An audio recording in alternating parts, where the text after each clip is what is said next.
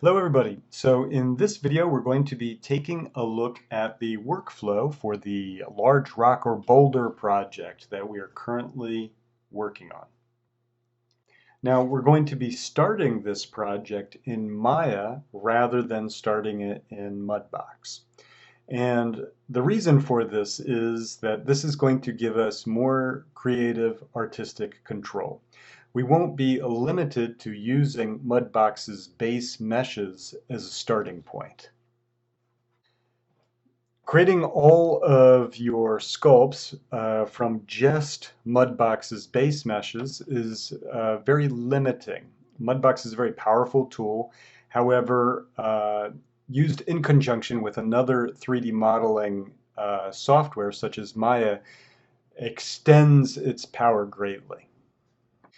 In addition, this project will allow us to go through many of the steps of the workflow for bringing something from concept to completion, and then using it as an environmental asset in a game engine, for example. In addition, we'll be able to address a number of the concerns we might have in this workflow because just as an example, Mudbox is a little bit more particular about your meshes than Maya is. So in particular, the things that we're going to be concentrating on with this project will be modeling in Maya for bringing into Mudbox and some of the concerns we might have regarding that. UV mapping our meshes for Mudbox and for game engines, as well as the issue of scale. If we're working with a team and we're going to be bringing art assets into a level in a game, we need to make sure that we're all working in the same scale. So these are three things that we're going to really be focusing on in this project. So let's go ahead and get started. So to build my rock or boulder, I am going to I'm going to start with a polygon primitive. I will start with a cube. Now, the thing to keep in mind about all the polygon primitives is that they all have their own default UVs already laid out for us. In other words, the mapping, which is so important for being able to create or apply textures to your meshes. So as you can see, this primitive cube already has UV mapping done for us. Now, if you're familiar with UV unwrapping and you're comfortable with it, then you can use basically any of the modeling techniques available to you in Maya. However, if you're still not quite comfortable or you're unsure about your abilities with the UV unwrapping, there are some modeling tips that I can give you that will keep the UV unwrapping to a minimum. And that's what I'm going to do with this particular example. I'm going to model this in such a way that the UV work that I have to do will be at a real minimum.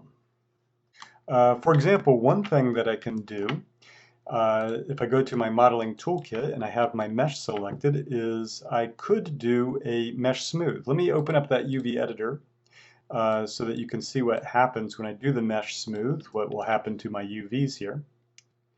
I'll go ahead and do a mesh smooth, and what you'll see is that it more or less just divided each of my quads into 4 new quads. This is basically exactly the same thing that happens in Mudbox when you add divisions to it. It basically takes each quad and makes it into 4 quads.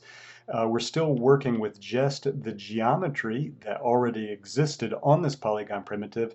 All we've done is subdivide it. Some other tools that I can use that really won't make the UV unwrapping any more difficult would be tools such as Soft Select, found here. Soft Select is a really great tool for making big changes to your mesh. currently I don't have soft select selected, so actually another thing that is very safe to do is to move individual vertices around, or to move faces around. You can move faces around as well when working with this without really adding much additional work with your UVs.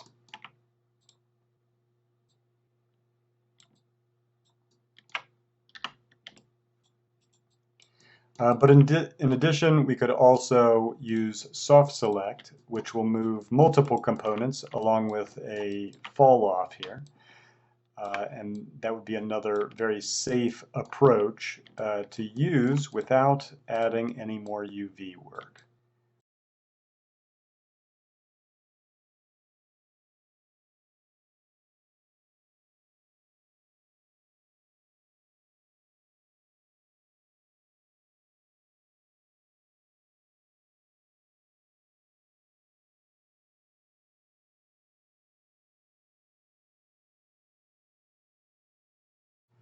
Another tool that we could use that really, it doesn't, it works with the geometry we already have, would be the multi-cut tool.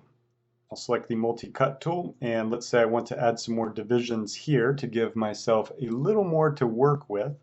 I can use my multi-cut tool, and what you'll notice is that it's added those new edges, those new edge loops that I've created on here, but I'm still basically only working with the geometry that I already have.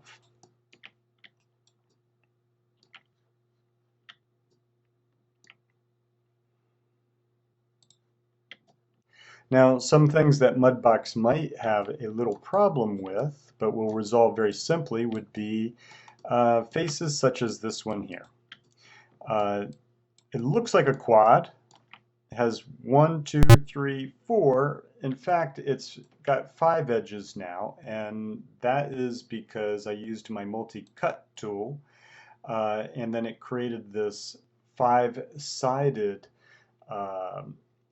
polygon face. But that's really not a problem, because if we do yet another mesh smooth on it before we bring it into Mudbox, it will resolve those problems. It'll take any of those non-manifold geometry, and it will make it something more easy to work with. So you can see by doing that mesh smooth, it's actually resolved that by creating these quads here.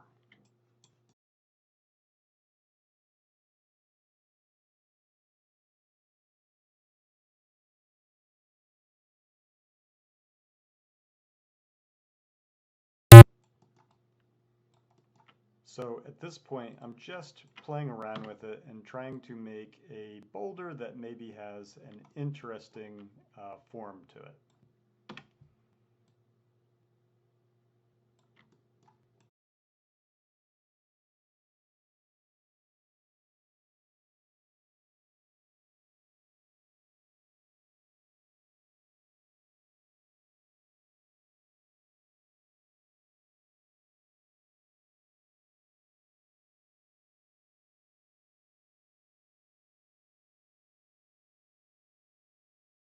So here's my boulder, let's say, as a starting point. Uh, I would recommend when you create yours in Maya that you keep it at roughly the same resolution. Don't add a whole lot of resolution to it in Maya. Wait and do that in Mudbox when you really start doing the sculpting in Mudbox. Now, an important thing to think about when working on group projects is the issue of scale. The whole art team needs to be working at the same scale, so that one person's models don't come into the game engine absolutely enormous and another person's comes in very, very small. Let's take a look at what I mean by that.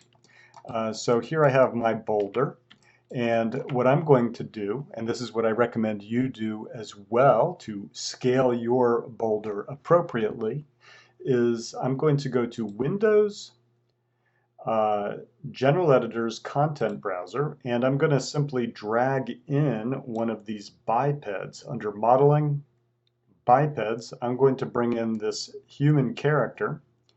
And what you'll see is that this rock is more or less just the size of a small rock that a person might be able to throw.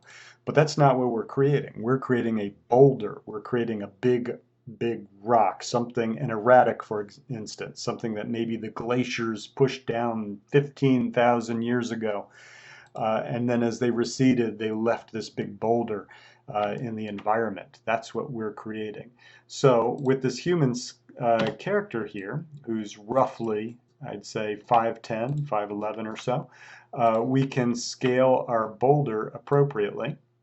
And let's say I want my boulder to be about this size relative to this character here. So I'll just place it there like that. And that should be good. Now that I've determined the scale, I'll go ahead and delete this character. And then, very importantly, I need to come over here. I want you to see in my channel box that I have this scale data because I just scaled the boulder. I also have this history, which I really don't want. So I'm going to freeze the transforms to get rid of any of this scale information here now that we've scaled it appropriately. I'll go to Modify, Freeze Transformations. Now you'll notice that my scale X, Y, and Z is set to 1. That's what I want. And now I'll get rid of this history here because I really don't need that either. Actually, before I do that, let's finish up the UVs. I almost forgot. Let's finish up the UVs. Yes, I said that it was going to be very simple, and it is going to be very simple. But that's not to say that we don't have to do anything to our UVs.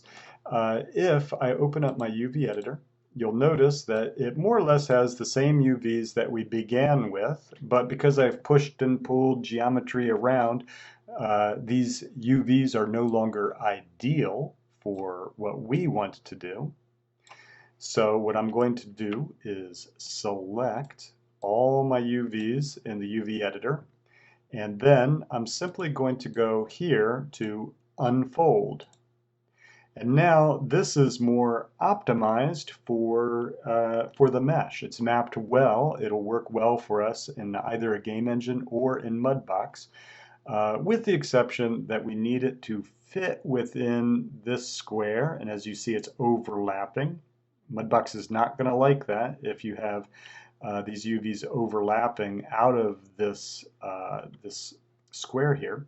So I'm simply going to scale them in and arrange it so that it fits within that space. Basically, my UVs are done now. So I'll close that, go back to object mode, and we'll get rid of this history by going to Edit, Delete by Type, History. Perhaps while I'm at it, I'll go ahead and name this. And I'll save my Maya scene.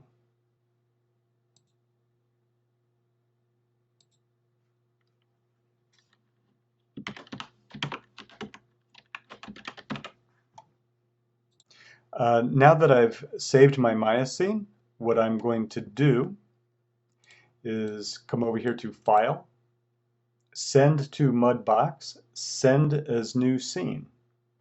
Bringing your meshes in from Maya can be as simple as that. So let's go ahead and say Send as New Scene. And I'll now go to Mudbox. Here we are in Mudbox.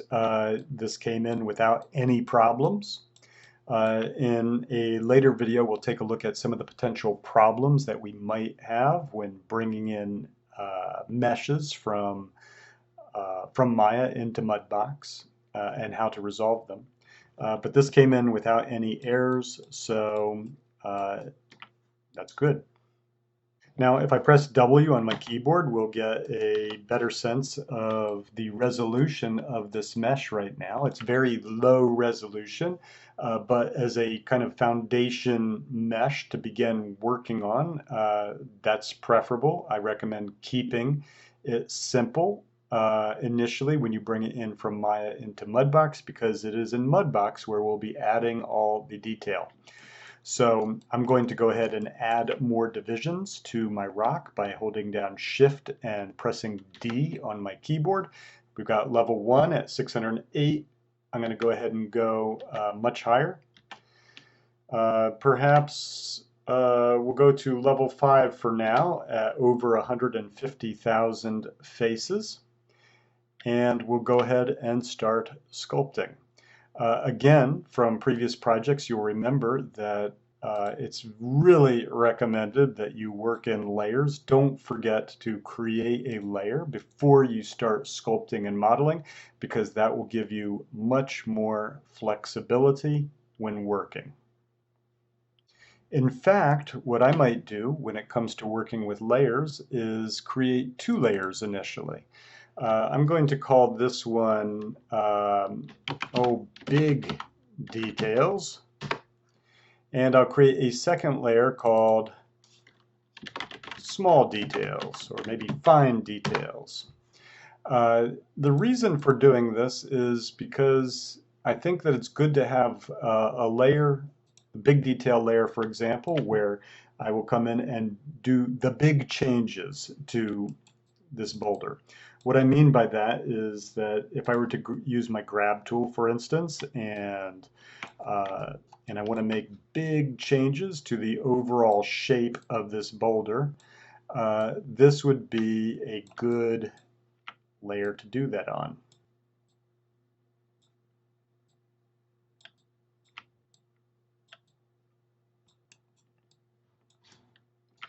And then, of course, I can hide and unhide that layer like that. For these smaller details, I can come in here and then sculpt those smaller details as well, where I might use the stamp tool, for example.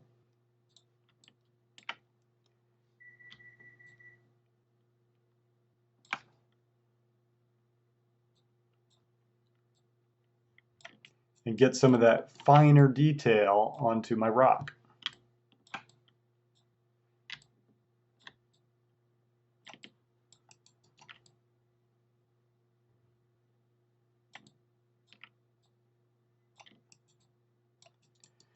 So as you can see with these 2 layers, this gives me a little bit more flexibility because I can turn on and off the big details, and I can turn on and off the smaller details as well. I actually think I'm going to get rid of this smaller details layer here. I'm going to delete it because I'm thinking, in fact, that I'd like to go 1 more higher in resolution, or maybe even 2 more higher in resolution. This is getting quite high. It's about 2.5 million polygons, but I'll go ahead and create a layer for that. And that'll give me the ability perhaps to put in some more fine detail, as you can see that I'm getting here. But before I really get into the fine detail, I'm going to go ahead and work on those big details first. I'll go ahead and do 2 page downs to get back to that level, because I really do recommend working on the big changes first before getting into the fine details.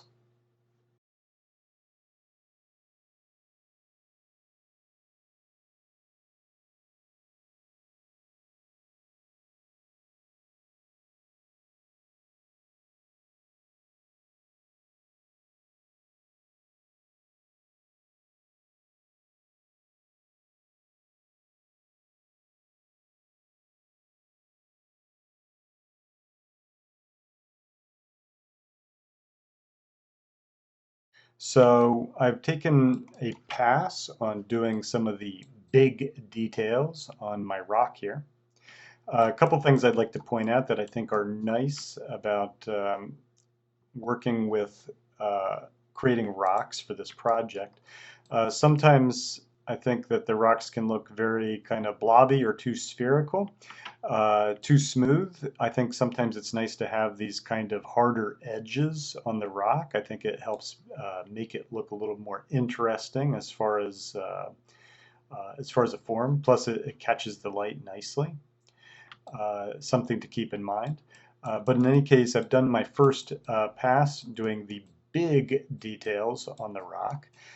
So then what I might do is go to my other layer uh, where I'll start working on the fine details. Now remember, one of the nice things about working with layers is that you can then use the erase tool if you want, and make sure that you're actually working in your layer. And if I don't want to have what I had drawn in here earlier, I can simply erase it, or even use the erase tool uh, as a sculpting tool. So for instance, maybe I actually like to have this kind of pitted look that I've got here by erasing what I had drawn before. So now I'm going to go ahead and work a little bit more on the fine details. It actually looks like I forgot to name that, or I don't know if I undid it, but I'll go ahead and just rename this sculpt layer now.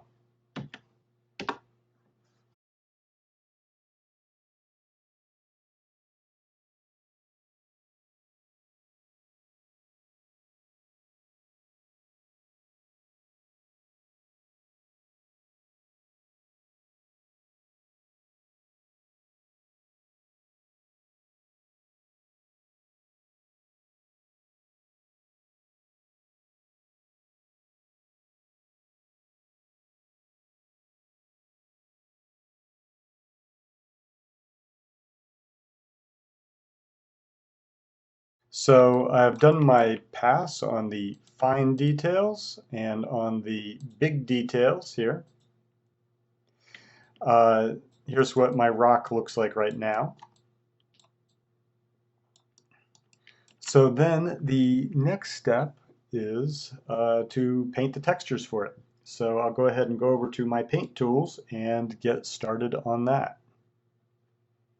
Now, one thing I might recommend when you paint your rock is to create, at a minimum, both a color map or diffuse map and a specular map. I'm going to go ahead and create my specular map first.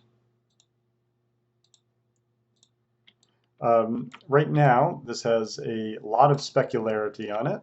I'm in the specularity now. I'll go ahead and select my paintbrush.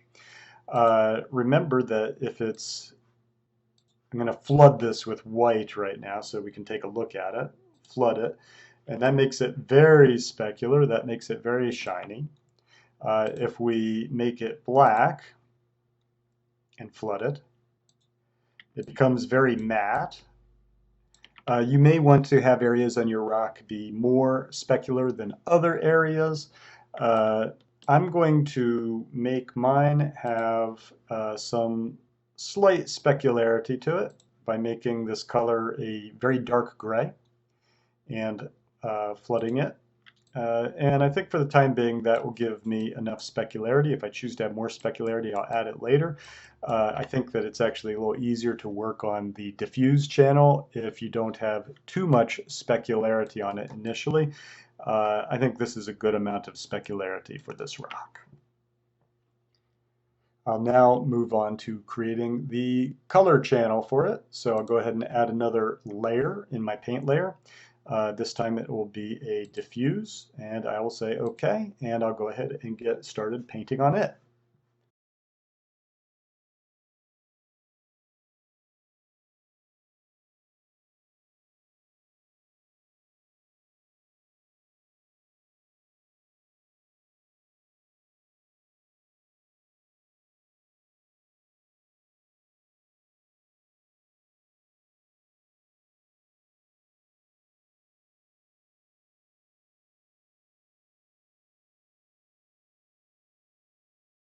So here is my completed rock. with the sculpting and the creating textures. Currently I'm using diffuse and specular textures on here, both of which can be exported out to a game engine.